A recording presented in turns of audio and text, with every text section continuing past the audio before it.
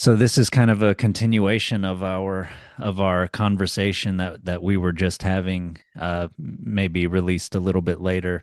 So we were talking about kind of many things, but like the Platonic idea of the of the mind, the a psychological theory of how we have like a sort of rational part, an appetitive part, and an honor-seeking part, and then talking about Rousseau and how to develop your character, how to grow as a person, and bringing a lot of ideas and images in there.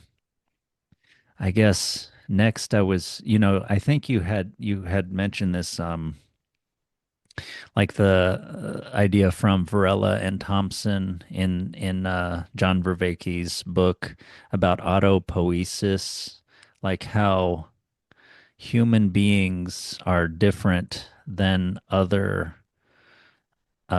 living things and animals in that we all grow and develop, but we human beings are different because, and this is where our rationality can come in, the sort of what maybe we think is the best use of the rationality, which is to help us make ourselves, to we have ideas, images of how we could be a better person than who we currently are, and using our various tools and practices to try to become that person, to realize that personhood.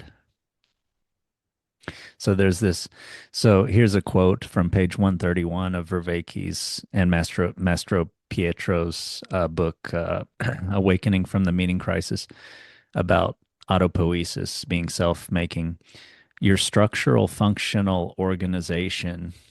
So that's like the Platonic psyche allows you to seek out the conditions of your development, conditions that will protect and promote your own self-organization. Hmm. Hmm. What comes up for me immediately on that is a mistrust that I know what's in my best interest. Mm. Um, I do think there again, again, sort of the golden mean, sort of you can fall off it one way or the other. Like you can also say, well, therefore, because I don't consciously know what is in my best interest, I just won't try or do anything, which is just as dumb. I think, if not worse, because then you're not doing anything. Yeah, I think it's And worse. I think that's a trap that I fall into in my life. That's something I'm trying to figure out how to get out of. But yeah, like you have to. I do fully believe that we do have to engage ourselves in the process. That we may not know where the process is leading, and this might end up back in like the I think it's the Bhagavad Gita. Krishna and Arjuna. Arjuna is the prince at the chariot. He's riding to war, and Arjuna, or no, I'm sorry, Arjuna is the prince, and Krishna is the charioteer, and he's talking to the prince, and he's developing this idea of like the abandonment of the fruits of your actions and the taking of the action as a devotion to something higher. Um, I think that's what solves that dilemma for me. Because I like what you're pointing to with that quote, that autopoiesis, that we make ourselves through our actions and our attention and what we develop over time. Um, and I think the thing that solves the problem there is that I'm responsible for the actions and the attention. I have to pay attention and I have to take the right action in the present moment. And that what the result of that is not up to me. And then it becomes sort of a 12-step higher power. kind of a thing, or it becomes there was this there was this meme or graphic making its way around Facebook back when my wife and I first got together, and we reference it often of this little girl with a little teddy bear, and and and she's standing there looking up at Jesus, and Jesus is like crouched there like talking to the little girl, and behind his back he's got an even bigger teddy bear, but he's trying to like take away her little teddy bear and hand her the bigger teddy bear. And she doesn't want to let go of the teddy bear because she wants to hold on to the one that she has. Um, and I think that's that's the challenging moment for us as Westerners, as us as inheritors of the Enlightenment, of like, oh, the triumphant man standing on the mountaintop, the world conqueror, the like, I'm going to enforce what I think to be the case upon the world, um, is problematic. And I'm sure that's not what Vervaeke is saying. I'm not trying to imply that that's what he's saying. This is my own problem with taking action in the way that he's talking about is, um, how do I know what I'm supposed to be doing, and being comfortable with that don't know mind, that I don't know what I'm supposed to be doing. There is no guarantee. There's no knowing ahead of time. There's no formula that's going to guarantee the right answer. I have to take aim and loose my arrow. And if it doesn't hit the mark, I have to stay present for that and use that as a moment of development and turn towards myself and become a stronger, develop stronger character, I guess, in the Aristotelian Right. way, Yeah. you know. Um, so yeah, I'm all for making myself, and I'm kind of ultimately grateful that the success of that is not entirely in my hands. Because God, that would be depressing if every time I failed, it was like, well, or every time, like if I had a goal and I aimed at it, and if I achieved the goal exactly as I envisioned it every time, and that meant I was a good person, and if it turned out being in any way other than what I envisioned, I was therefore a bad person, that would be a boring life. Like I would just be creating and fulfilling prophecies, and I would only develop meaning or purpose or success when I knew exactly what was going to happen, and it happened exactly the way I thought it was, and there was no novelty, there was no surprise, there was no enjoyment, there was nothing unexpected, there was no delight, That would you be a know? meaningless life, wouldn't it? I would think so. I mean, I a would think so. 100% predictable, successful life is just would just be meaningless. You'd just be ready to off yourself. Yeah. No, like Yeah. what's the point of that? Yeah. And yet I feel like that's often what people think they're supposed to aim at, and they Yeah. feel bad when they don't achieve it, and we miss that. This reminds me of something to do with AI. One of my side projects is training AI, so I sort of do some research into that. And in AI, you one of the problems they have is these hallucinations. They make up facts, and the Hmm. models make up facts, and they act as if they're they state their untrue facts very confidently. And one of the things I read was that if you want the AI to be creative, if you want it to generate novelty, you have to allow it to hallucinate. Because if you're not allowed to make those mistakes, you can't develop new things. Mm, And I think that's what we're talking about. I mean, mm, um, AI as metaphor, I guess, is how I'm using it here. But the mm. idea being, if we aren't willing to be surprised by the results of our actions, then we are in that infinitely predictable, or we've failed and have to feel bad about ourselves world where there is no meaning and we're super depressed. I can't imagine that anybody would want to live like that. Having lived that way for if you actually achieve that, you'd be super depressed and you wouldn't want to keep going. Yeah. Yeah, I don't So, think that's what people want. I think maybe there's a confusion there where I think we talked about this earlier a little bit where they don't really want perfection. we or a certain narrow idea of perfection at least. They want fullness, wholeness, holiness.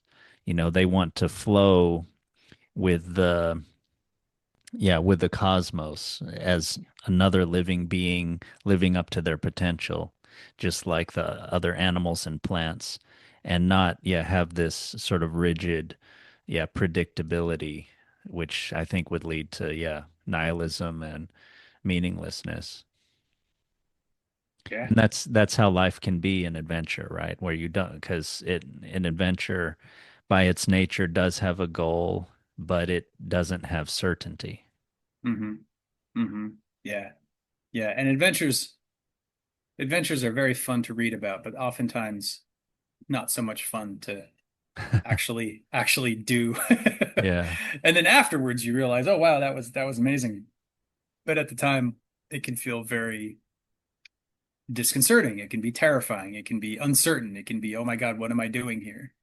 Yeah, it has to have the challenge, right? And even the existential challenge and the night of despair, right? I mean, and then Hmm. that's maybe and then maybe your sense of triumph is proportional to how much you somewhat how much you were challenged. Hmm. Hmm. Yeah. Yeah. Yeah. That dark night of the soul thing is a fascinating concept because I think there's a couple of things that could be sort of lumped under that heading of like, we were talking earlier about alchemy and the mud and the lotus and the sort of yuckier parts of our personality that we have to sort of engage and develop to really develop that character. We can't ignore them. We have to acknowledge that they're there and work with them. And that can be a kind of a dark night of the soul, but then there's also, this is going to get real esoteric here. Um,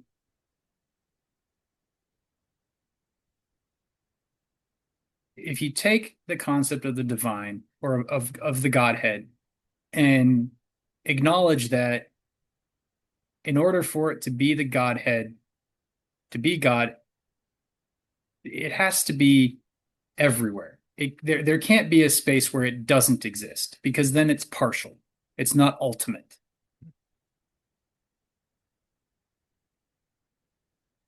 If you're talking about a limited God, you're not talking about the ultimate God.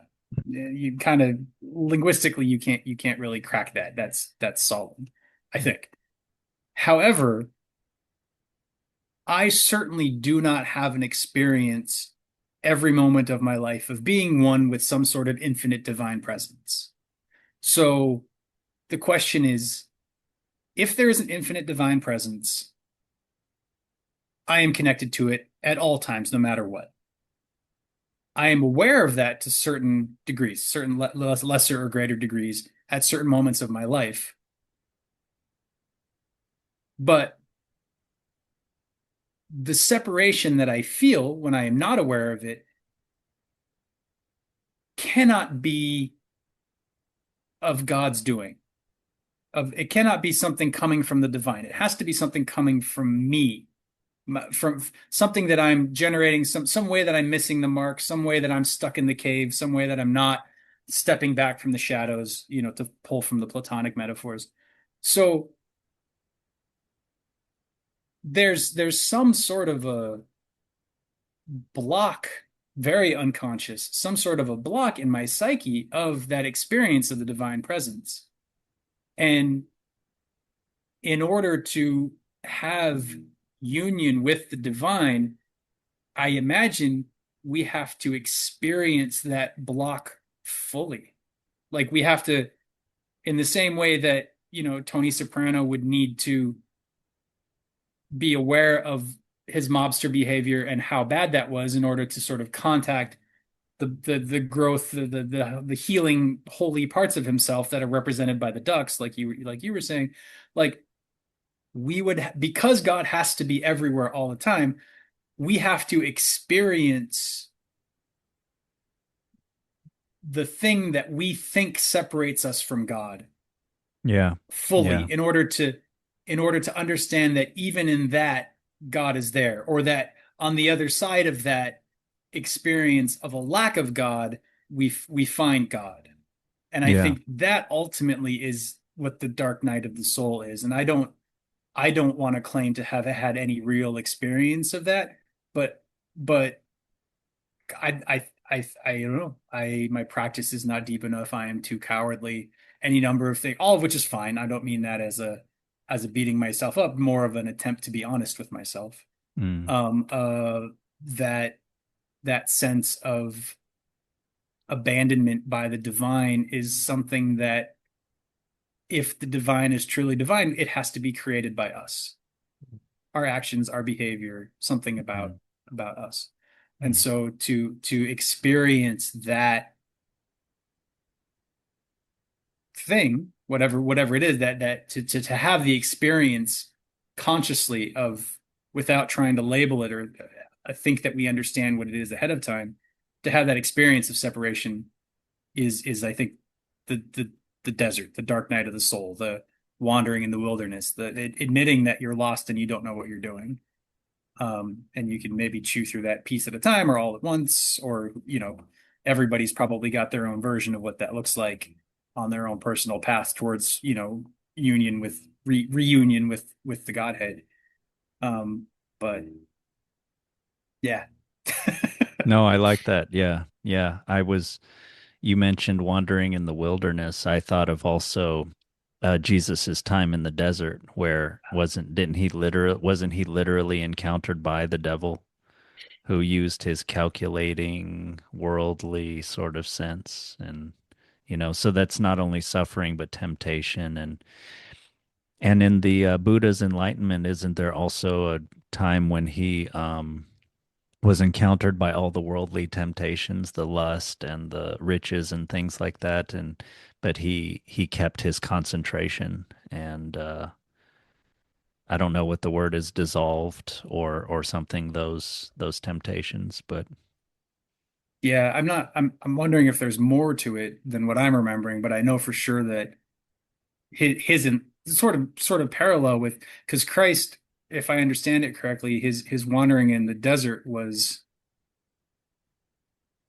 after being baptized by John and before he started his preaching, before he started bringing the good news. So it was sort of like he had this initiatory baptismal experience, wandered in the desert, was confronted with the devil, and came out the other side having shed the things that blocked him from his Christhood, to sort of stick with the Christian ontology there, as best as I can. And then with the Buddha, the moment, the sort of leading up to his enlightenment, he was attacked by Mara, the demon Mara, illusion.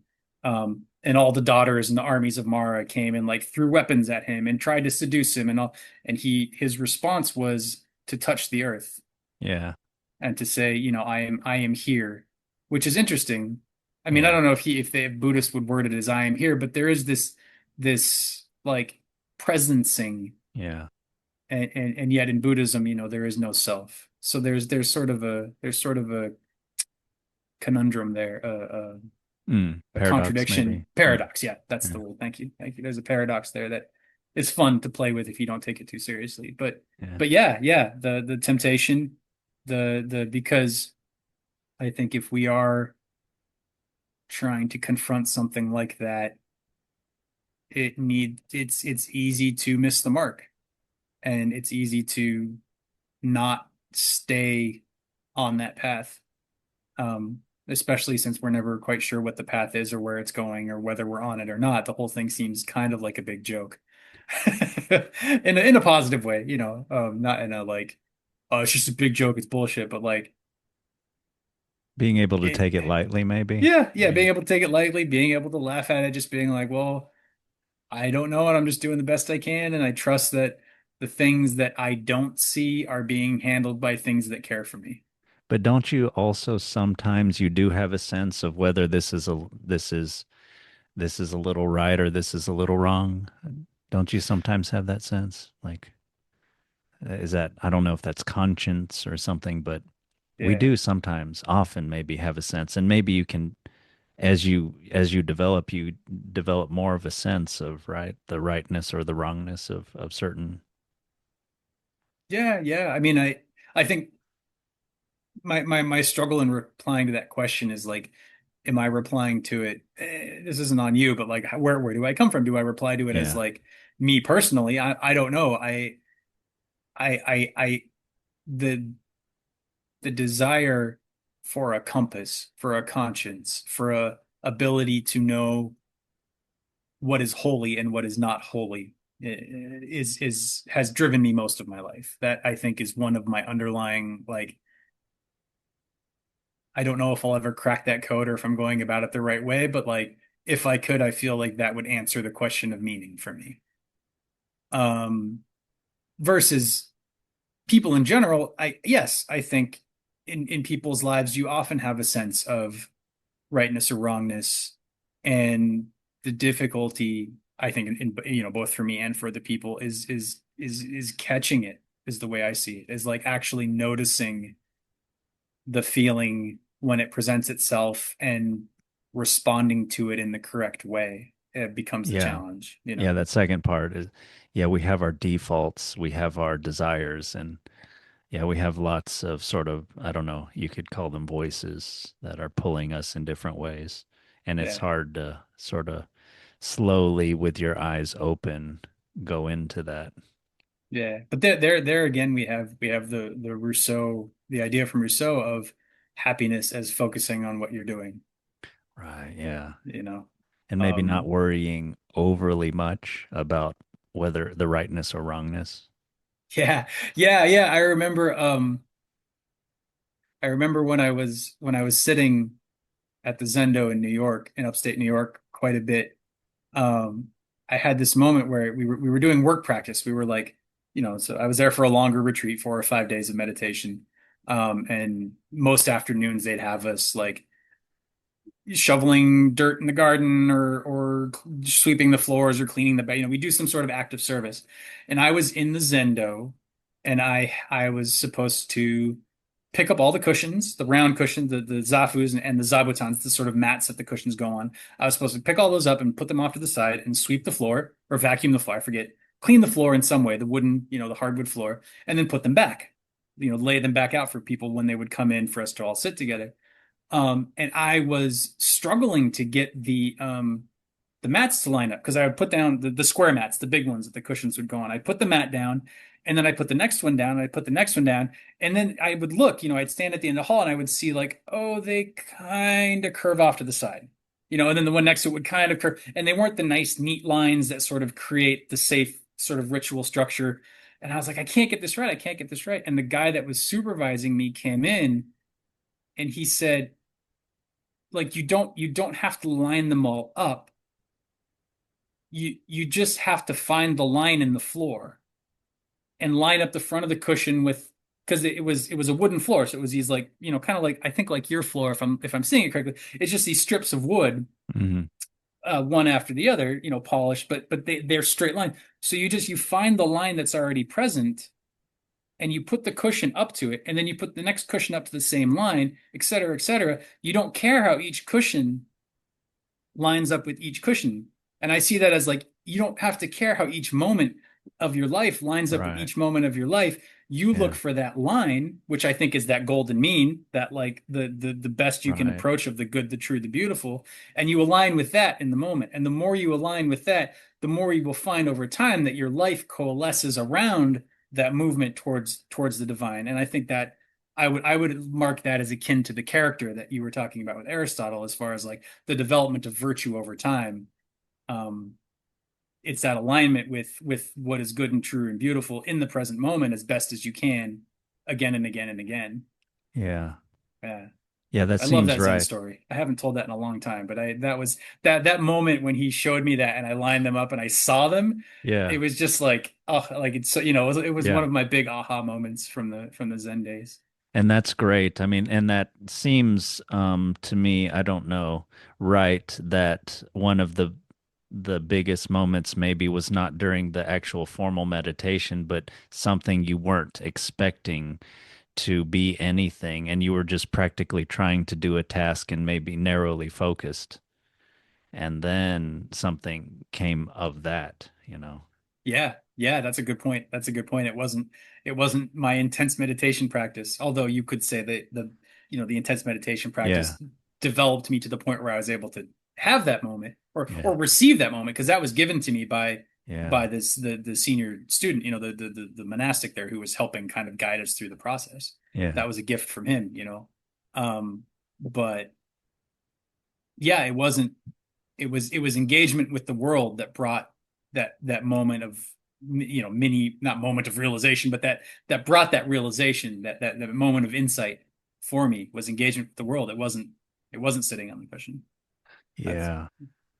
And what you said about, yeah, sort of looking at the pattern and not opaquely, or I don't know if that's the right word, narrowly at the individual parts as time goes on, that makes sense to me. And that sounds like yeah, because it can be ultimately stated to be like an attentional problem where, you're supposed to have a balance between looking at the big picture and looking at the narrow objects that make up that picture. And you are training and developing your attention and your sense to kind of know how zoomed in or zoomed out you should be, and what are the important things. And some things are not important in themselves, but it's the pattern that is developing over time that is important for you to know. Yeah. We can go on to maybe almost the last things in the Aristotle, if you want, that sort of are very uh kind of helpful for maybe understanding the meaning crisis. Um, so Okay. Aristotle places humans in this great chain of being, from inorganic matter all the way up to plants to animals to human beings. And the idea is that we are distinguished from animals, which are distinguished from plants, but we are distinguished by our rationality from other living beings.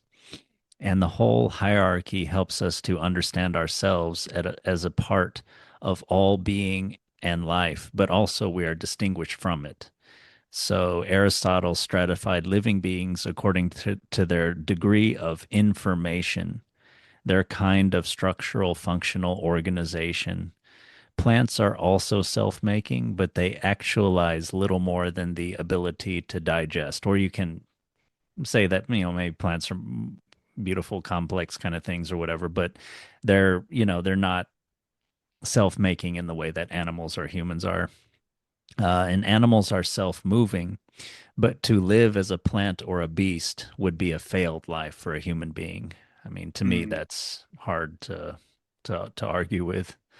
Um, so yeah, I guess one point that Vervaeke tries to make is that when in the medieval world we had the Aristotelian worldview where science and your experience of life, your your cognition of the universe, of the cosmos, was all in alignment. And so there was this deep sense of knowing and conforming to the world.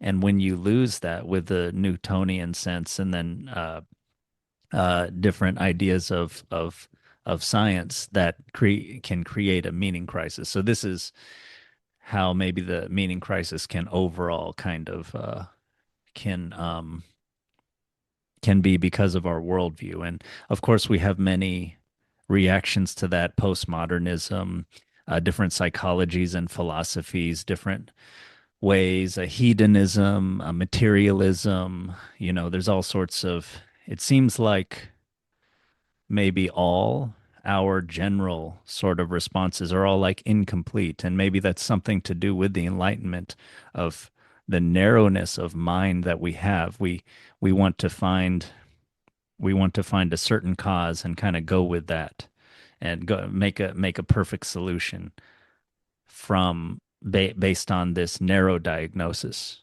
And but yeah, that was a lot. But I don't know if you. It's not like I'm trying. I think we should solve the. We think we can come up with like a solution, but but I thought we might talk a little bit about that, how either personally or just uh, different ideas that we have of kind of how to approach the the the crisis of meaning that we have, because we certainly live in a very complex world, right, compared to the Aristotelian medieval world, right, and how to kind of navigate that with grace, with some sophistication, with maybe still with cultivating the art of being ignorant and paying attention to each moment. Yeah, I think for me, the yeah, we should call this podcast "Fixing the Meaning Crisis," Yeah. like this episode. Um, yeah, no, but jokes aside, just to give a genuine answer, um, it seems to me that there's the the Aristotelian worldview, the participatory knowing that you lose in the Enlightenment. Um, with Newton, or even with Galileo, taking the Earth out of the center, being no longer the Yeah. center, Yeah. um, and so on and so forth, up to the technological revolution and all of that, the informational, the computers and whatnot.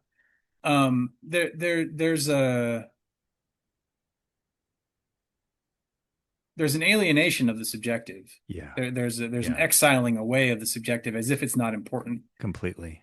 Um, and here we go back to the Bible. The stone which the builders rejected has become the cornerstone, and the subjectivity that the Enlightenment rejected has become the thing we need to attend to first before we can Right. build anything. Yeah. You know, and if we want to have any hope of a happy outcome for the meaning crisis, it has to be an inclusion of the subjective. Yeah. Or Yeah. I almost feel like in a weird poetic kind of way, poetic, metaphorical, not literal, but Mm. as a symbology or as a myth. Mm. Um, that's what the whole flat Earth thing is about. That's one of my personal theories, is it's a call from something in the universal soul to return to the knowing of the body. And the body knows the Yeah. earth is flat. The earth seems flat. Yeah. Everything above that is a conspiracy. Everything outside of my own experience is a conspiracy. Yeah. We can't trust authorities. We can't Yeah. trust experts anymore Yeah. because it's gotten so removed from Yeah. my lived experience. Yeah. But if we could include my subjective lived experience in all of that somehow, if I felt like there was room for me in it, then that would be a joyful participation in the knowledge that our society has generated. Yeah. Um, and the meaning of the self would it's almost like the self and the meaning is the battery, and the social structure and the hierarchy and all the experts and this sort of Newtonian worldview becomes the thing that we power, which is getting me dangerously into Matrix territory. Yeah. Yeah. Yeah. You don't want it to be completely subjective. I mean, you do want to be careful about self-deception or Mm. being solipsistic. That's always Mm. but I think I know what you're saying. Yeah. Yeah, yeah, because again, like I think anytime you try and put things into words, you run that risk of Yeah. one way or the other. Yeah. Because if we're here and I point that way, Yeah. then I'm right, and then suddenly I'm wrong. Yeah. You know. So truth becomes a direction rather than a statement of inherent within the concept. Yeah. You know, truth becomes a direction the concept points instead of something that is inherent, that is found in that concept. Yeah. And it's relative to where you stand, which brings in the subjective again. If you don't know where you are in relationship to the true, the good, and the beautiful, you don't know how to adjust. Um, Yeah. yeah. Yeah, so you're saying you do need the overall worldview, yeah, attuning your subjectivity. But yeah, you need the attention to the subjectivity too. And I think you're completely right in saying sort of if I can generalize what you're saying a little bit, it's kind of like the modern world and the scientific establishment and stuff is saying, which has some truth to it. I mean, like your perceptions don't matter to reality, it doesn't affect it. And that's kind of true. But at the same time, yeah, that's alienating. And yeah, it's narrowly true. But yeah, as you were saying with your battery analogy, it's not leading people to the truth.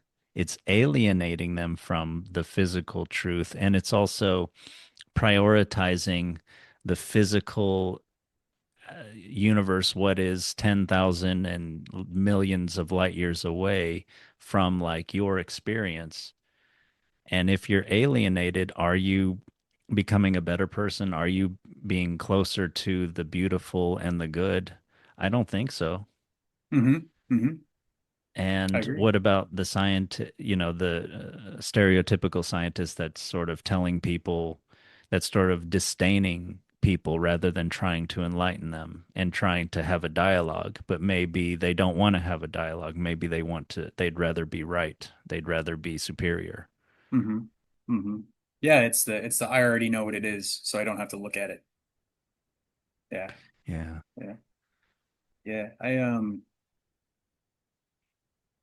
And society is stratified because of that, right? That's a different type of inequality. And in addition to the other types of inequality we have, it's this, yeah, knowledge inequality and this sort of, yeah, certain kind of alienating scientific stance is exacerbating that. And that to It, me would lead to, yeah, less social cohesion and more a sense of meaninglessness, where the scientist, as I'm saying it, is superior and egotistical, and the flat earther is solipsistically feeling superior and also egotistical. They're not helping each other, and how are they supposed to eventually live in the same land? yeah, yeah. I mean, it ultimately comes down to compassion, really. Like if you the ability to understand another person and meet them where they're at in a good way. But I think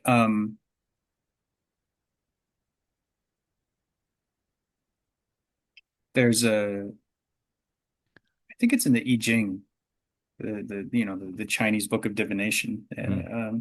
that there's a concept of a mountain. I think it's a mountain with a lake. I forget the actual trigrams that go into it, but the story, the meaning that I pulled from it is like if you have a hierarchical structure, it is important that the top of the structure takes care of the bottom of the structure. So whether we're talking, you know, billionaires versus working class versus, poverty level people, or we're talking knowledge-based scientists versus, blue collar workers, flat earthers, whatever, like whatever it is, whether we're talking intellect versus somatic in the body, the emotions and then the body and then the instincts, like Oh, nice. Yeah, I wasn't thinking of that. everything. Thank you. Everything that sees itself as higher has to take care of and engage with the lower for the system as a whole to be healthy. And whenever the higher tries to alienate itself from the lower, or even they don't even have to be higher and lower. It could be they could be side by side, different ways of knowing, different ways of being in the world. Hmm. Everything needs to be able to communicate and share information, I Hmm. think. And the Hmm. moment that one side feels like it doesn't have to care about making sure the other side understands the worldview or feels taken care of, or that it's the needs of one are superseding the needs of the other, you create a split that then, if you are in a hierarchy and you are further up, you're dependent on whatever's below you, and you Yeah, need to make sure yeah, that they're happy. I mean, or you end up with a revolution, which is painful, or you end up with the things supporting you falling out from underneath you yeah, and you toppling from your high tower because you're not, yeah. it's like some of the more conspiracy based views, which I won't weigh into whether they're right or wrong, but the idea of like the super wealthy are going to build bunkers and I don't know, I got switched on my screen here. Hang on. There we go. They're going to build bunkers and they're going to like retreat to these island hideaways and the rest of us are going to like kill each other in post-apocalyptic, Mad Max warfare Yeah. and somehow these rich people are going to be okay. Like they're not going to be okay. Like it's just it it creates this split where there isn't one. And you can't you can't run away from that. The solution is not to run away from that. The solution is to turn towards it. And whether we're talking the super wealthy and the down to the poorest people, or we're talking our own conscious mind and the suffering parts in our unconscious that we ignore, Mm, our inner lepers that need washing, mm, we have to take care of them. We have to go mm, in and attend to them because they support where we are at. And mm. if we don't support them, then the whole thing collapses and you can't stay wealthy by selling things to a people who are tearing themselves apart, even if you have managed to isolate yourself from them, Yeah. you know? So it becomes again that participatory knowing, whether it's with other people or it's with parts of ourselves. I think it starts with parts of ourselves. I think the more we what's the word? The more we I have a specific word, I can't think of it, but the more we reunite with um the parts of ourselves that we alienated, I think we develop a character in the Aristotelian sense. We develop something, a knowing about ourselves and what it means to be human that then helps us meet other people with where they're struggling to be human and creates Oh, this wave of virtue that as I become more virtuous, my presence is able to help other people become more virtuous. And it can grow in that way, but it all is kind of dependent on confrontation with discomfort, uh, yeah. making the right choice as the Tony Soprano of my own life, Yeah. attending to the soft feelings that I have for the ducks and its family, as opposed to and holding that up in the face of the violence that I perpetrate, Yeah. and being able to see which one do I want and make the hard choice of giving up the power that comes from the violence that leaves me dead inside, Mm, or giving up the money that I don't need for my third mansion in order to invest in something that will support the poor people, not because I'm generous and kind, even purely out of the selfishness of if I am part of a system, I have to take care of that system for myself to be taken care of. And anything other than that is disaster for me. I often think of teachings that true morality is just like a science or a selfishness on a level above three-dimensional space and one-dimensional time. You see what is in your personal selfish best interests over a generation, over a century. yeah. Um, and you're like, oh shit, like if I want things to be good for me, like I have to make them good for other people. Yeah. And that's the Yeah. only way that goodness is actually cultivated. Yeah. That's what morality is to me, is like, how do I create the best world? I think I'm treading into Jordan Peterson territory. Mm, So, credit to him for that, if that's where that came from. mm. Um, he's a complicated fellow that we don't need to get into right now, but I did want to,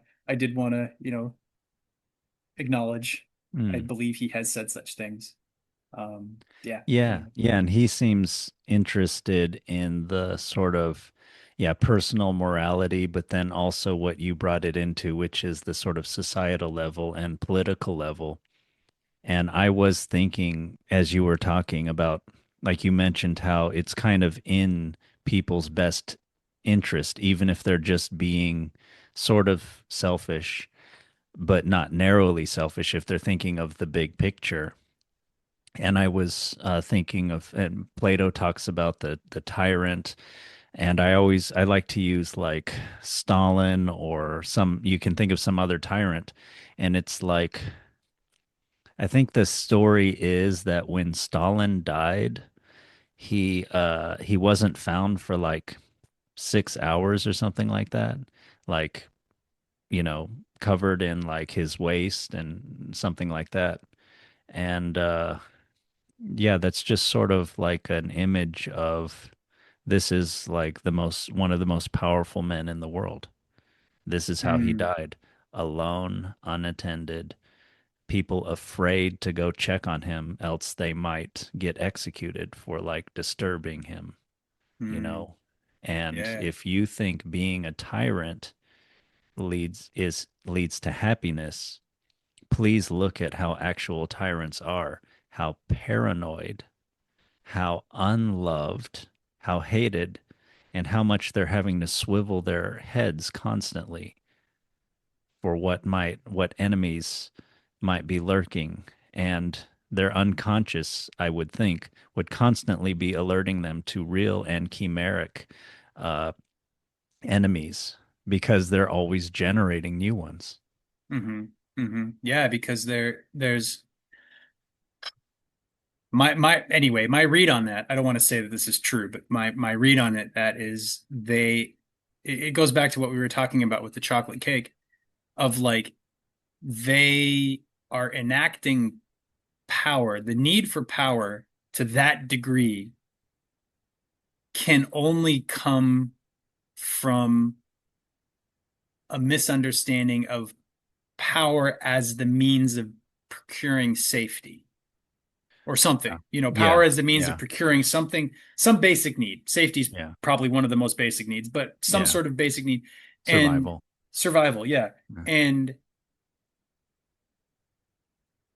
the thing that you actually need the power to protect you from is not this person or that person. It's something in yourself that you are covering over with the need for power or the need for wealth or the Mm. need for fame. Um, some sort of a pain or an ache. And here we get back into trauma, the field of trauma again, but it's power for the tyrant is the toxic mimic of security. Mm. But the reason they don't feel secure is because of something that's in their unconscious. It's something in their psyche. It's some Mm. pain that they feel Mm. that they are trying to heal through the acquirement and enactment of power over others. Mm. But the enemy's on the inside, Mm. and so they never are satisfied. If they were satisfied with power, they wouldn't keep trying to grow it. The Yeah. fact that they keep trying to grow it proves it's some sort of an addiction. It's some Yeah. sort of a projected need onto power. Yeah. And so therefore they'll never be happy. They'll never be satisfied, and they need more and more power, and they end up shitting themselves in bed unattended for 6 hours because everyone's so afraid of it. He's achieved everything he wanted, and it hasn't made him any happier or safer. Yeah. Um, and so what was driving him? If power was meant to provide something and it didn't provide him with it, what was driving it? What did he actually want? Mm. Who knows? I'm not going to try and psychoanalyze Stalin or Hitler or anybody else and try and be like, oh, well, when they were a kid, Yeah. this and this, like you can't. I don't think even for ourselves, often we can do that in our own little ways. Like if Mm. it's the chocolate cake, for example, rather than, the the ruling of the Soviet Union with an iron fist. If you're just eating the chocolate cake, and when you shouldn't be doing that, but it's become a substitute for something like we might not ever find out that, oh, well, I'm eating the cake because I'm sad because when I was 5 years old, my parents didn't pick me up from school. They were busy. I thought they forgot about me. I had this abandonment wound that still gets triggered. Like, or you might know that even and still be eating the cake. The Yeah. the the problem is sitting through the pain and Mm. being conscious, oh, I'm seeking cake slash wealth slash power slash fame Yeah. because of this ache in my soul. Yeah. And yet the ache itself is the solution. If we can sit with the ache of the pain without mislabeling it, then we can come to some kind of a holy solution. Mm. But if we substitute something as the solution for that ache, and oftentimes I think that happens because when we're young, we develop a story that this Yeah. thing hurts me, and I am incapable of doing anything about it. Yeah. And so therefore I have to find a different way of dealing with this pain, of making it go away instead of attending to it. But pain always is a call for attention. Yeah. You know, Right. it's Physical or any yeah, other if you put kind. your hand on something hot, it hurts so that you notice and you take your hand Yeah. off. And same thing with pains of the soul. Like my soul hurts because something has happened that maybe I believe something I shouldn't believe, or I've labeled Mm. something incorrectly, Hmm. and it's causing, I'm stubbing my toe, so to speak, on this cake Hmm. every night. I'm running into the same problem again and again because the thing that is driving it is unconscious. And we Mm. might never get to the story of what caused that, but we can understand our behavior, understand that it's not helping, understand that we're using it to run from something, and turning to face whatever that something is, without having the story about, oh well, when I was 5 years old this and this happened. Yeah. Because you can hold on to that story and never face the pain that That's that right. drives it. That's But right. if you can face that pain, then you no longer have to seek power. You no longer have to be a tyrant. But sometimes that's impossible to do because, as with Tony Soprano, you're doubling down on the tyrant behavior and you end up in a dark place. Yeah. Yeah. It depends on your intention, Yeah. I would think. And yeah, your intention with the story could be not trying to solve the problem, but using the problem in some way. Yeah. It becomes an identity. It becomes a victim identity of like, oh, well, this bad thing happened to me and therefore I'm justified I'm in this and this justified. and this. Yep. Yep. And oftentimes there's this the Cartman victim triangle is this psychological model of victim, rescuer, and persecutor. And oftentimes you will move from one to the other along the triangle, Huh. but all three of them you end up, and rescuer that's meant in like the codependent way of like being caretaking other people and Yeah. put it, just I to justify my existence, I have to go in and save everybody. You could see that as the intense version of the like Christian missionary. I have to go and Mm. save the world, and never mind if I'm making everybody miserable. Never mind if I'm slaughtering the natives because I'm saving their souls. Yeah. Yeah. And therefore you're acting as a rescuer, but you're actually persecuting, and that's coming from some sense of victimhood that you can't turn and face. Yeah. And I think Stalin, same thing. I think, I think this a lot of things come from our inability to sit with discomfort, Yeah. and our need to label it too quickly as a means of control, which is again an enlightenment value. You label it as a means of control, and you think you know what it is, and you have this objective. Well, this is always this thing, and therefore I don't have to investigate. When really that's not scientific at all. You have to Yeah. start with a hypothesis, and you have to test it. That's right. And you Yeah, have to be open to, yeah, you don't do the bad science where like you throw out any results that you don't like. yeah, exactly. You have to Or find like that if that truth. Yeah. yeah. Yeah, yeah, yeah, that I think that's very important, sitting with the pain. I might have brought up this quote before, but it's a little quote from Pascal, Hmm. who Blaise Pascal, the sort of contemporary of Descartes, who was very, very different from Descartes. And I don't know much about him, but what little I know, I really like about him. So also genius, also, math. He designed one of the first computers when he was like a teenager, and then he built it later on. Like so, super genius, also like Descartes, but Wow. also very, very different person. Like he had some sort of encounter with the divine one night, and he had this idea of like the but anyway, yeah, he was just much more kind of, I don't know, spiritual, mystical, things like that. But that's a long preface just to get to this little quote I wanted to throw out, which is it's or it's sort of a summary that's attributed to him of things that he said, so sort of an indirect quote.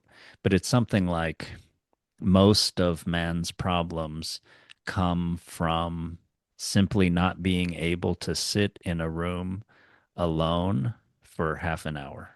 Mm, nice. Nice. Yeah. I think that's, if not completely true, then still nevertheless the exact a very true path. Meaning, like maybe there are other problems, but if you find that you can't sit alone in a room for half an hour, you need to try, Yeah. and that brings me right back to Zen. I mean, that's what Zen training is. You sit alone. I mean, you might be with people, but you're not interacting. You sit and you just sit. That's all you do. Like that's the instruction. And that is in Zen, that is actualizing the mind of the enlightenment. That is being the Buddha. And trying to figure out how the fuck that works is kind of part of that particular game. I don't know that I have answers or any that I feel willing to give at this moment. I don't understand. I haven't trained a lot in Zen, but the idea of just sitting as a solution is not has been explored to a great degree and found effective in many cultures. So I don't think we can write off Pascal in that sense. I think he's definitely right, and I think because what happens when you meditate is a lot of the stuff you've been avoiding, you can't avoid. It's there. It's there. And you either go along with it or you find a way to observe it and slightly stand apart in that way we were talking before, Mm. of like actually not dissociating from it, but also not Yeah. being taken over by it. I know for me in meditation that I struggle with thoughts. I'm often taken over by the thoughts and I follow them and I follow Me them and I'm too. like, oh shit, I'm All the completely time. lost. But I also think that that's actually a good thing. Like that's what I'm supposed to be doing in meditation, which sounds kind of counterintuitive, but I am choosing a set amount of time to have the experience of, was I able to notice when my thoughts overtook me? That's it. To my mind, that's a large part of what meditation is. I mean, maybe there's a bunch of other stuff, but Mm. that in and of itself, I think could probably work. In that, like, I think a lot of people think of meditation as like, if I am having thoughts, I'm failing. Yeah. Yeah. And I always like want to shake people when I can't meditate. I just think all the time. It's like, well, the whole That's point of why you need meditating, it, right? yeah, well, not even that. The whole point of meditation is it's not to not think. It's to practice stopping thinking. It's to practice noticing and detaching from thought. So the more you notice that you're thinking, the more you're thinking when you're meditating, the better effect the meditation is going to have on you, so long as you remember that when you notice that, you step away. Or if you notice that you've been thinking for the past 20 minutes of your 30 minutes, you're like, wow, I really get caught up in my thought process where I am alienated from both my surroundings and my intention. And why is that? What is going on there? And not so much to think about why that is, but to investigate in the moment of like, oh, Mm. what is leading to this? And Mm. it completely dissolves your identity as one who can just decide to do a thing and do a thing. Because if you can't sit there for 5 minutes and focus on your breath, who are you? And who are you Yeah. to think that you're engaging your willpower in your life? Yeah. And if you're not engaging your willpower in your life because you clearly can't engage it for 5 minutes to sit and focus on your breath, who's in charge of your life? What are you? What are you that is engaging the willpower or not engaging the willpower? What is your relationship to willpower and to do taking action in your life? And it produces so many questions. But to cut Yeah. all of that off by saying like, well, I can't meditate because I'm just always thinking. It's like you did a ritual. You're casting a spell. You said, "Help me wake up to my mind." You sat down. Your mind presented itself, and your moment of accountability is: do you stand by your intention of being present and investigating what is happening here? Do you notice that you have been caught by the mind, and do you take that backward step to create some space from it? Um, do you practice that without need for results, without, knowing ahead of time what the result is going to be?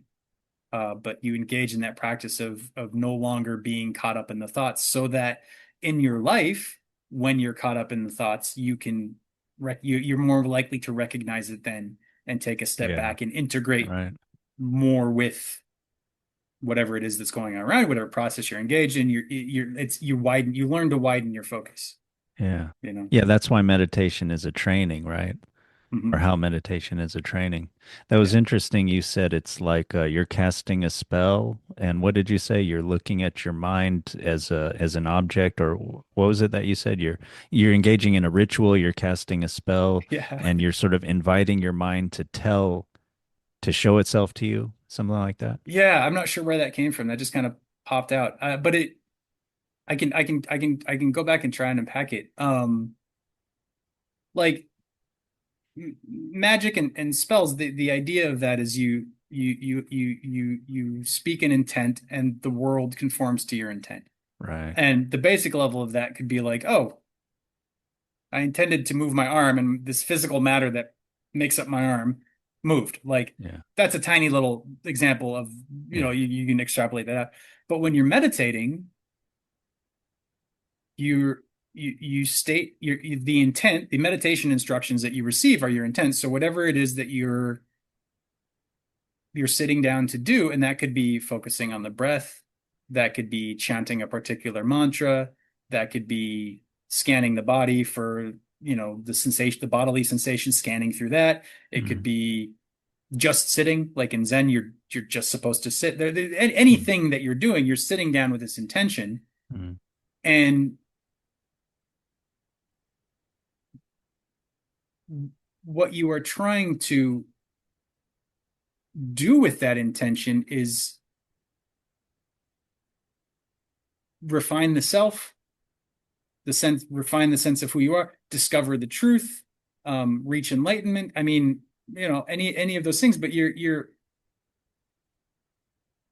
are asking to be given a chance to understand yourself, and what is causing so many problems in your life. You're trying to resolve your karma, I guess, from that viewpoint. Mm. And when you sit down, you are presented with all of the stuff that normally happens in your life, but you don't notice because you're too busy focused on your life. You Right. create a space where all of those things can come up and present themselves. And it's your moment to practice. I am receiving this information, not this information is taking me over. So again, it's that Mm.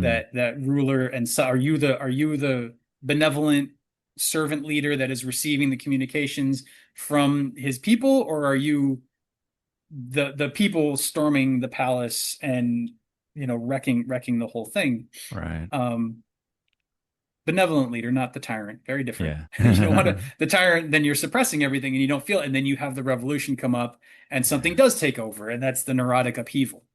That's the lashing out. That's the emotional issues. That's any of those things. But you're just sort of practicing that, and you're refining what it means to be yourself. And you're directly experiencing all of the things that sway your aim. I guess to draw it back to that arrow thing, you're no longer you're taking that moment to notice the gravity, to notice the wind, to notice where the target is, to note, like, you're noticing all of these things just with the moment, just with the intention of like conforming with them, knowing them, being present with them. Yeah. so that you build the ability to do so.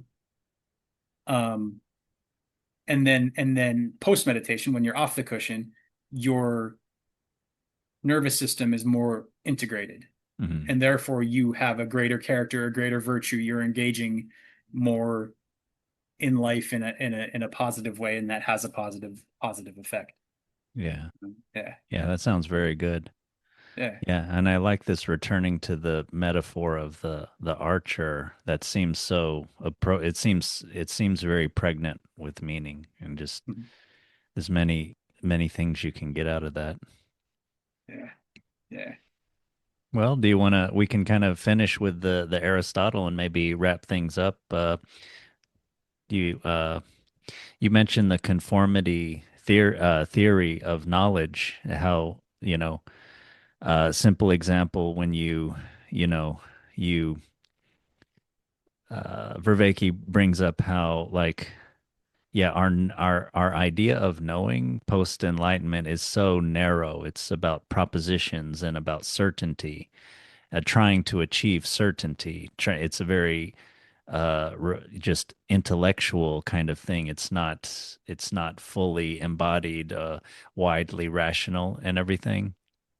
But like in the Bible, it says like Adam came to know his wife Eve, and they're talking about sex, but that we're so confused by that because for us not that is not knowledge, and that shows we're alienated from our history, from our bodies, from our wider world.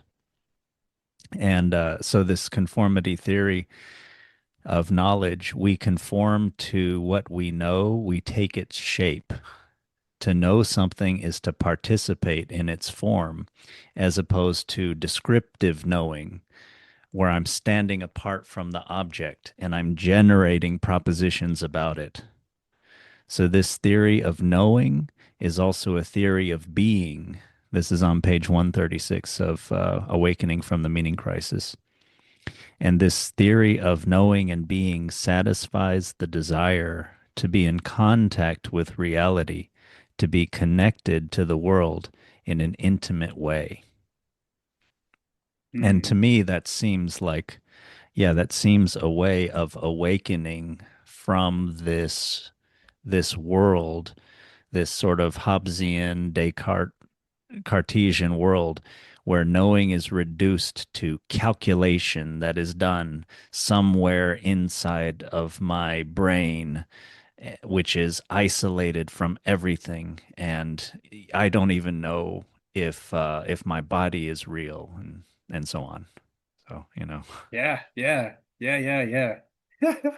Um,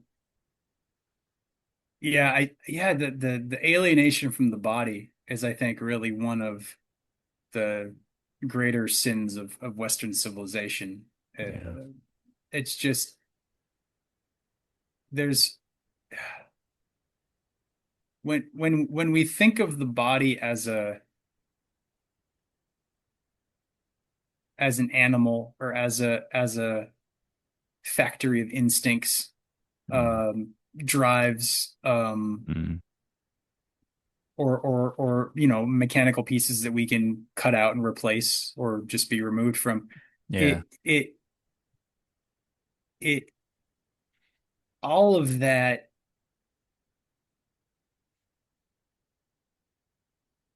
is to completely miss the body, I think. And I've done a lot of training with this through this guy Reggie Ray, who I have to give that credit to. He's a spiritual teacher in the Tibetan tradition and has had some problematic issues, that I won't get into. It's not the place for it. But I can't go into this kind of discussion without some gratitude towards what I got from him, problematic or not. Um, the return of the somatic field to my experience has been massive. I met him in 2010, I think, and had been sitting Zen for a few years, and it completely changed my practice. The my Zen practice. Because I was just I was doing all of it up here. Yeah. And yet, like,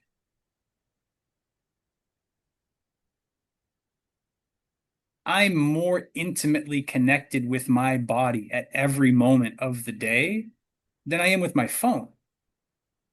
One of the things I'm trying to train myself to do is to treat my body like it's a phone, treat my body like it has an app, Mm, and be like, well, I'll check my phone in a minute, but like, what's going on in my nervous system? What am I feeling in mm, my body? Is there tightness? And mm, even is there tightness, or where is it open? Like, that's such a doorway. Like, that's not the mhm, answer, but you mhm, look for that kind of a thing.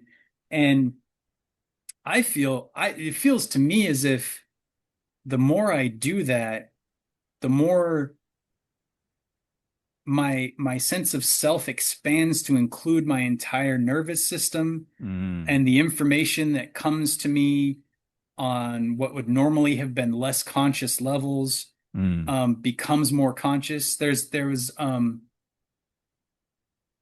psychologist Wilhelm Reich, another student of Freud's, who split off and got into some pretty wacky stuff, and is sort of very more counterculture now. But he had some really good ideas, I think, and all of that is to say, he had a quote that the body is the manifestation of the unconscious.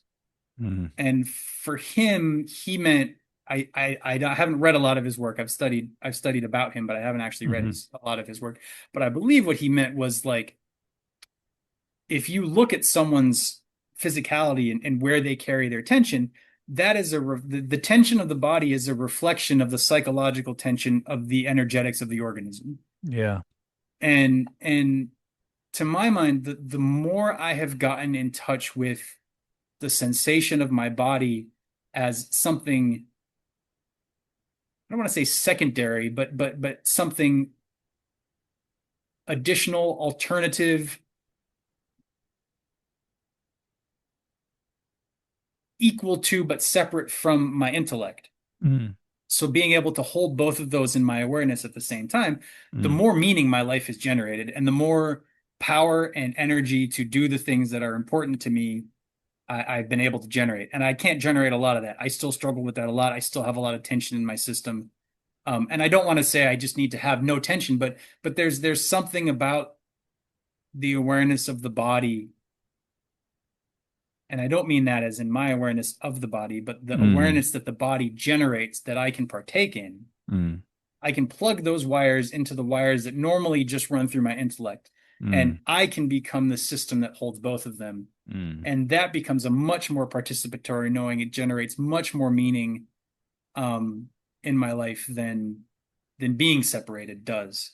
mm. But the problem is the body and the unconscious, the tension that it holds has been put in place to avoid something, usually something painful, Mm. not necessarily, but something that is contradictory to the story I tell myself about who I am and how I have to be in the world. Yeah, there you So go. Yeah. it could be pain. It could be I'm way smarter than I give myself credit for. It could be I can be much more loving and compassionate, but I'm afraid of connecting because this one girl broke my heart this one time when I was in high school. Yeah. And so now I can't open. And because there's this unconscious fear of being open in that way that I was that one time I got hurt. I have to compensate for that. And in all of my relationships since then, I've been alienated from my partners, which is me speaking from my own experience there. Mm, Um, wasn't quite high school. I know we share some histories of high school, so it's slightly post high school, but it's, mm. when young love goes bad, it can leave scars that are very hard to heal, Yeah. and yet they live as tension in the body. And yet, if we notice moments where our current relationship approaches those areas, and we're able to be, because we're so tuned into the presence of the body, we're able to catch the tension before we enact the behavior that compensates for that pain, and we can stay with that moment of pain instead of trying to compensate for it. We can that's the route to wholeness, because we're no longer engaging in that distracting behavior. Yeah. Yeah, I Yeah. completely agree.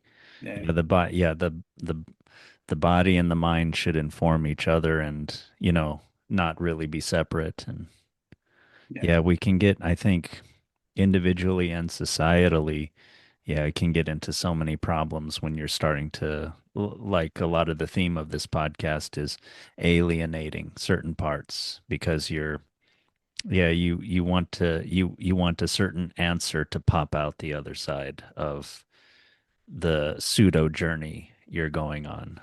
hmm, You don't want to really see what there is to see. yeah, yeah. And it's the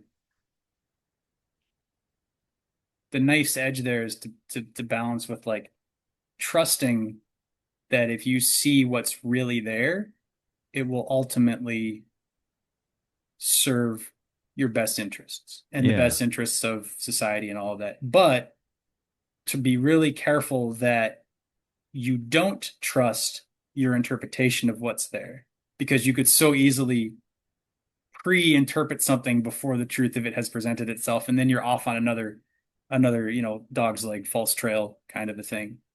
So it's both trust and not trust because you can say, oh, you have to trust, and then you'll be like, oh, well, I trusted it and it didn't work, so it's a lie. And it's like, oh, Yeah. you trusted it too soon. You Yeah. you have to trust in the unknown more than you trust in the known, I Right. think. Yeah, I think that's very important. And that's more pain, that's harder. Hmm. And that may be what we're led away from in our enlightenment thinking, this a narrow view of science rather than a broader view, or however you want to say it, that we're looking for certainty. We're looking for an easy answer. We're looking for clarity when we're not ready for clarity. We haven't done the work and haven't gathered the variables to develop that knowledge. Yeah, and I think we're also at that point where there's the danger of sort of the bad side of postmodernism of there is no truth, there is no Yeah. clarity, I Yeah, can't reach it, I can never reach it, and therefore exactly. Yeah. everything is valid and everything is equal. And Right. Yeah. it's complicated because there's a paradox there of that's true, everything is valid and everybody has their own unique path and all of that, but it doesn't mean, or what's also true is that there is a truth, there is a clarity, there is something that can be found or that can be developed. And to deny that possibility exists is to be satisfied just wandering in the desert forever and lying to yourself that Yeah. there is Yeah. no promised land, if you want to Yeah. take that metaphor from, the Israelites from the Bible, from the Old Testament with Moses and whatnot. Um, it's just to be like, well, I can never find truth. There is no such thing as truth. That's not, there's no road to satisfaction there. The Yeah. the closest you can get is hedonism, and that has short legs. It Yeah. doesn't take you very far, Or you you know. can go into crime, Dostoevsky's Crime and Punishment. I mean, or you get into, might as well just impose my will on others, or, yeah, which is like hedonism, but much more, like instead of I'm going to go with sensual pleasure, I'm going to go with like will to dominate or something like that. And yeah. And then Yeah. Dostoevsky's, quote, something like, without God, everything is possible in like the bad way, that everything is Mm, possible. nice. Everything, I hadn't heard that one. Yeah. yeah.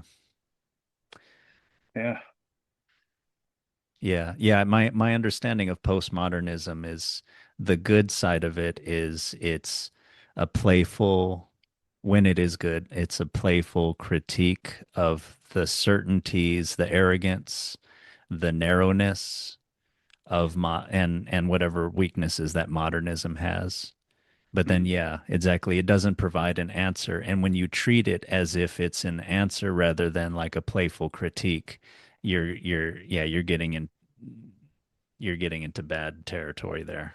That's nice. Yeah, I like that as a critique. Yeah, because it's pointing to the thing that modernism or Enlightenment values lacks, Yeah, which is the subjectivity, but yeah, it at the same time negates what modernism is good at, which is the holding of a truth, the sort of the I don't want to say modernism is good at that, but modernism is based on that as a value, put it that way, Mm, mm, of the search for truth. And mm. I think you can have a subjective search for truth that sort of answers both questions, which is again that golden mean we've been talking about this whole Yeah. time. So that's pretty cool. Yeah, I like that too. So yeah, is there anything else you want to talk about today? I feel like we had a pretty good dialogos here. I feel like I focused and yeah, I think we touched on a lot of good things and brought up good themes. Yeah. Yeah, I've been this has been a great conversation. I'm very happy for it. I hope people stick with the whole thing. Yeah, Um, I hope it's let us fun. know in the comments if you got to the end. Yeah, and yeah, and I say that like in a like I hope for their sake we have managed to be entertaining enough or and enlightening enough or educational enough to hold their attention. Mm, I'm trying to think. You had said if I had anything else, there was something about conformity in the Aristotelian sense, something about participatory knowing mm, that I think I still wanted to kind of touch on because there's a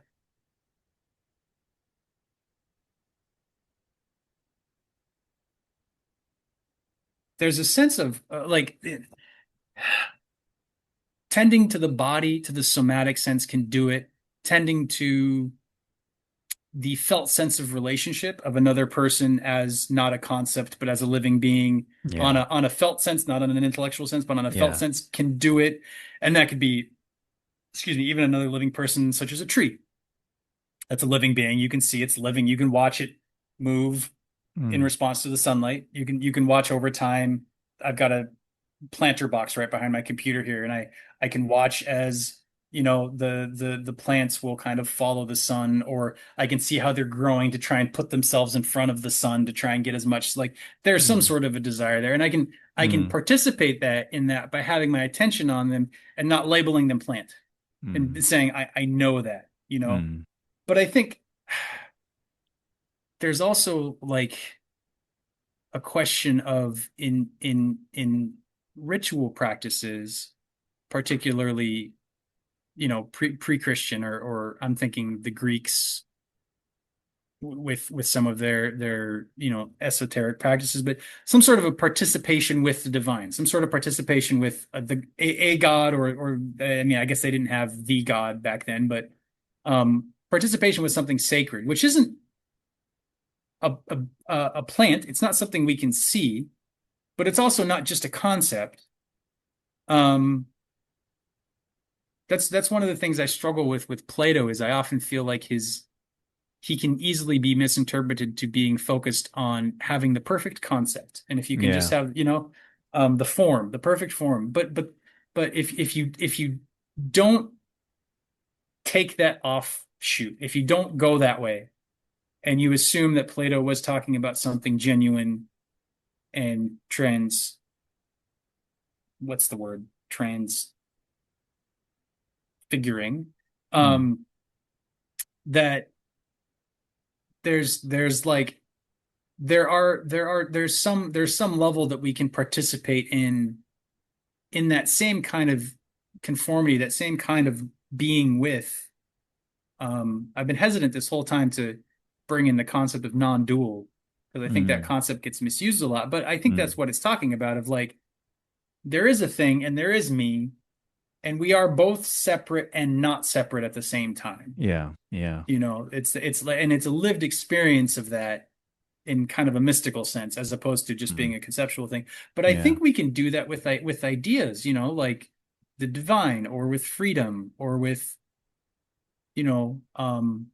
any kind Goodness. of goodness. Yeah. Mm, Um, and to relate to that in a way that is non-conceptual, that is felt in the body, that is, in that sense. I mean, there's this guy, Ian McGilchrist. I know he's made the podcast circuit quite a bit. I like him, I yeah. I've listened to his book. I have not read it, Master and His Emissary, his first Mm, book. But he talks about, the left brain and the right brain, and the left brain being to really dumb it down as hard as I can, mm, the left brain being concepts, fractures, splinters off the whole, little things, mm, and the right brain being everything all at once, the holistic, the holy, the whole thing. mm, And there are other left brain and right brain interpretations, and all that could be up for hmm, grabs. But I bring him up because I feel like he points really well to the difference between the conceptual mind that can break a piece out of the whole and look at it, which is a good thing to be able to do. mm, But the problem becomes when that tool overtakes the conscious awareness of the whole. And so it isn't at the service of the whole. And yeah, I feel like what you're talking about with conformity with Aristotle is pointing towards that sense of the whole and of the self and the joining between the two. So you have that while still maintaining the conceptual mind of like this is a thing I am knowing. There is an information flowing from this thing to me. yeah. It feels like that would be the result of having the two sides balanced. I don't know. I might be reaching there, but it hints to me that participatory way of knowing hints to me of the right relationship between the conceptual mind and the whole mind. Yeah, yeah. There might be something to that. Yeah. We've been at this a long time. I'm a little tired. No, that's good. But yeah, yeah. Yeah, we can maybe yeah, I think participatory knowing, yeah, it's a very useful kind of thing and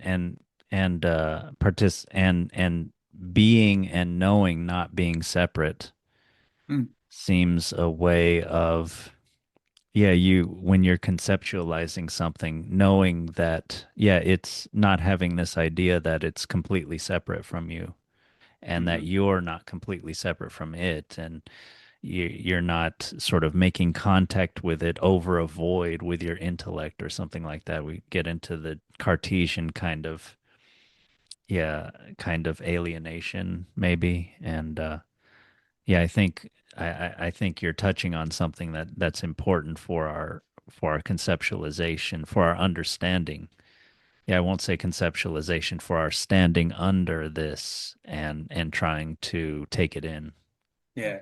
Yeah, and I really like that trying to connect with it over a void. I feel like Yeah, yeah, that's if you want to define the meaning crisis in a few words, that might just be it. We're trying to connect with things over a void instead of being with them. And if we yeah. can figure out how to be with them, then meaning can be generated from that, you know. Yeah. Yeah, Yeah. I agree. And I kind of get that idea from Vervaeke, and that makes so much sense to me from Vervaeke about Descartes.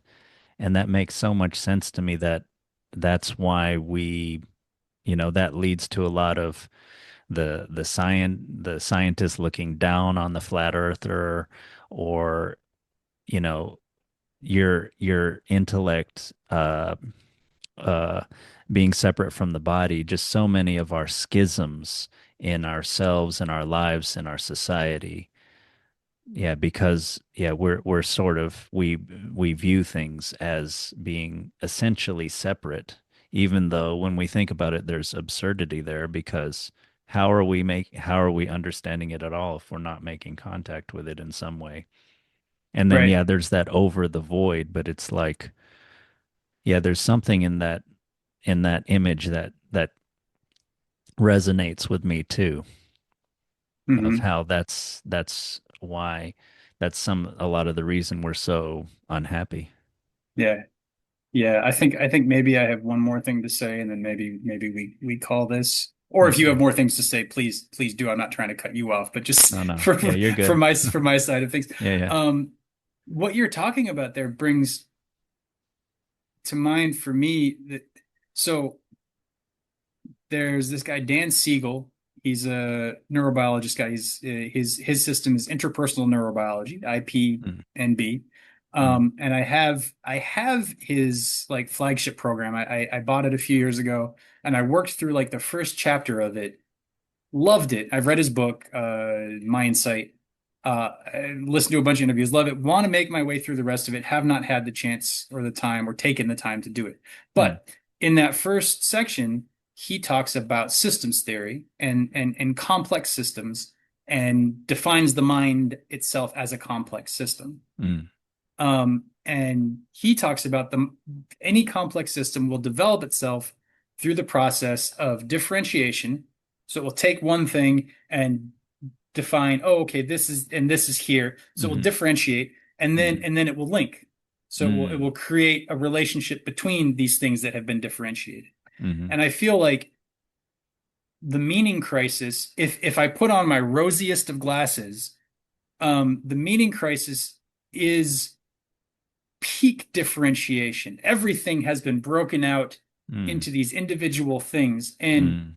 and we keep trying to differentiate more to Mm. solve the problems. Mm. Oh, if we can just this break this down, but Mm-hmm. the problem that is happening is we are not linking. The pieces aren't being brought back into together into anything holistic. Yeah. And if we could find a way to develop our ability to link, which within the context of our conversation here has been finding those parts of us that are buried, bringing them up and like bringing them more in to relation with the whole of ourselves. That's one way of defining linkage, or of being aware of the holistic sense of the world around us while also being aware of what we're thinking. That's Mm-hmm. another way of linking things. But Mm. any practices that bring about linkage in that way would give rise to a whole new structure, um, that could potentially be like it would turn the meaning crisis into an initiatory crisis where it was the pain Very that good. became the thing that developed the greater, Yeah. that pushed us to develop the greater thing. But we have to make the right decision of how to confront that. And I think we've Right. pointed to how to make that right decision quite a lot in this whole conversation. Yeah, I love that. One thing that was sort of a moving thought that I'm not gonna go much longer, but do you think that thing is in one word, religion, the thing that links all the I mean, differentiated parts in the correct way? that's fascinating because I was going to say I don't know. Um, because to say that religion will be the thing that links it is dangerous because religion means of what religion means to a lot of people. Mm. And I certainly don't mean dogmatic, moralistic, any of those things. But Yeah. I had to laugh because I'm remembering my Joseph Campbell. And it was I think it's with the Bill Moyers interview, like the big his big PBS program that he's Yeah. sort of most known for. I think that's where he points out the etymology of religion is religare, and ligare being ligament, being the thing that connects. And so religion being re-ligamenting, reconnecting. And so yes, I have to say, yes, I think that would be religion in the ultimate sense, religion as the thing that connects us with the divine. Same thing with yoga. Yoga originally, if I understand it correctly, comes from yoke. So the thing that Huh. connects the cart to the ox, so the ox can pull the cart. To Go my mind, forward. all yeah, to my mind, all of this is like reality, time, the world, creation is moving forward all the time. Change is happening all the time. And we're either a part of that change or we're not. And it's that change that I want my consciousness to be relinked to. Yeah. And I think rather than continuing to try to pin down specific things, and specific answers, and if we just take this apart, we'll take this apart, Yeah. conceptualizing, breaking it down further and further. If we Yeah. look to just abandon all that for a little bit, and again, in that, don't fall off that side of the horse, get back towards linking and wholeness and religion in the sense that, we're discussing right now, then yeah, I would say I think that would be the solution, but it has to be genuine. Yeah. Yeah, exactly. People need to find a way to feel reunited with the divine on that level of purpose and meaning in the body, and not just as an idea.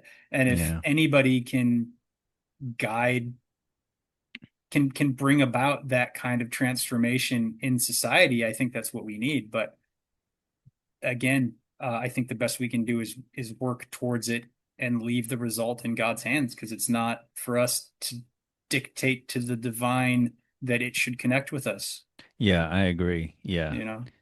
Yeah, if I'm thinking, yeah, the answer is religion, but it's not like, okay, now I'm gonna make up a system and try to enact that system. It's sort of a process that will happen, and yeah, with thousands, millions, billions of people trying to rework things and trying to do their little part. Yeah. And again, in systems theory, when you have enough pieces of the system that are engaged in a healthy way, the system itself will generate new behavior. Wow. So if enough of us, theoretically, if enough of us do become virtuous in our own lives, civilization as a whole may become virtuous all of a sudden of its own.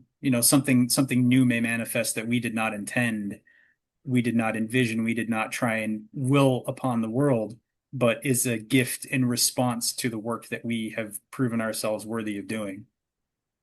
You Yeah. know, I think that I I look forward to that happening and yeah.